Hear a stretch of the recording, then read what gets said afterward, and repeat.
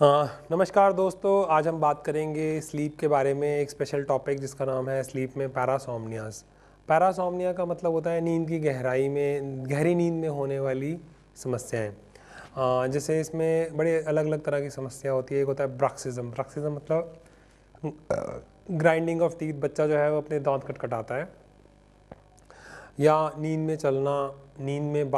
चलना जो मूवीज़ में काफ़ी कॉमनली यूज़ किया जाता है मर्डर मिस्ट्रीज़ वगैरह में, बट इतना मिस्टीरियस होता नहीं है। दूसरा है नींद में बातें करना, जो अक्सर कई बार बच्चे या इवन बड़े भी करते हैं, कभी कभार नींद में बोलते हैं वो लोग। फिर उसके बाद है नाइट टेरर, नींद में अचानक चौंक जाना, चिल्लाना, जिससे साथ वाले डर जाते हैं। फिर पीरियोडिक लिम्ब मूवमेंट होती है। पीरियोडिक लिम्ब मूवमेंट का मतलब होता है नींद में दूसरे को लाते मारना। जैसे बच्चों के साथ आप सोएंगे तो अक्सर आप देखेंगे कि वो रात को किक करते हैं जब वो सोते हैं। तो जैसे नींद के दो हिस्से होते हैं, डीप स्लीप और दूसरा होता है नॉन रैपिड आई और rapid eye movement of sleep. और non rapid eye movement of sleep में गहरी नींद को बोलते हैं डीप स्लीप। आमतौर पर जितने भी पैरासोमनियास प्रॉब्लम्स होती हैं वो गहरी नींद की प्रॉब्लम्स होती हैं।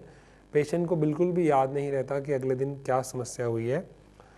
जैसे ब्रक्सिज्म में जैसे दांत कटकटाना है, उसकी कटकट की आवाज़ से घर वाले उठ जाते हैं, बट पेशेंट को ये बात पता नहीं लगती है, जिसके लिए एक डेंटिस्ट को दिखाना चाहिए ताकि वो एक माउथ गैग बना दे। उसके दांतों का इनेमल भी नहीं घिसेगा और उसके साथ वाले सोने वालों को आवाज़ भी नहीं आएगी। नंबर 1 बात। नंबर 2 बात है कि ब्रक्सिज्म के बाद आएगा स्लीप टॉकिंग। स्लीप टॉकिंग में पेशेंट नींद में कुछ कुछ बोलता है, बहुत ज़्यादा लंबी बातें तो नहीं करता है, बट अगर आप 1-2 बातें करें तो हो सकता है वो जवाब भी दे दे, बट उसमें कोई घबराने वाली बात नहीं है। वो समय के साथ कम हो जाता है, अक्सर बच्चों में होता है, बट कुछ बड़े लोगों में भी होता है और फैमिलियल भी होता है, मतलब जेनेटिक या हिस्ट्री या खानदानी भी आप कह सकते हैं। उसी तरह स्लीप वॉकिंग होता है, उसमें नींद में उठ के लोग चल पड़ते हैं, कभी कभार कहीं और भी सो जाते हैं, बाथरूम में सो जाते हैं या किसी और कमरे में चले जाते हैं। That can happen at times, और उनको खुद से बिल्कुल याद नहीं होता, बिल्कुल नहीं पता होता कि ऐसा कुछ हुआ है। पीरियोडिक लिम्ब मूवमेंट का मतलब है कि हर थोड़ी देर बाद लात मारना। इसमें भी क्या होगा, उसकी लात खाने से जो साथ वाला है वो जग जाएगा, बट पेशेंट को कुछ पता नहीं लगेगा कि उसने ऐसा कुछ किया, तो जिसको बोलते हैं पीरियोडिक लिम्ब मूवमेंट। उसके बाद आता है नाइट टेरर। नाइट टेरर का मतलब होता है रात में अचानक चीखना या चिल्लाना, फिर उठ जाना, फिर घबरा जाना और उसके बाद दोबारा सो जाना और सुबह बिल्कुल याद नहीं रहना।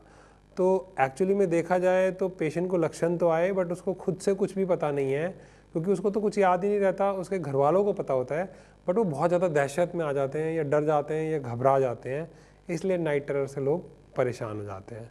तो इन टोटल ये पैरासोमनियाज थे।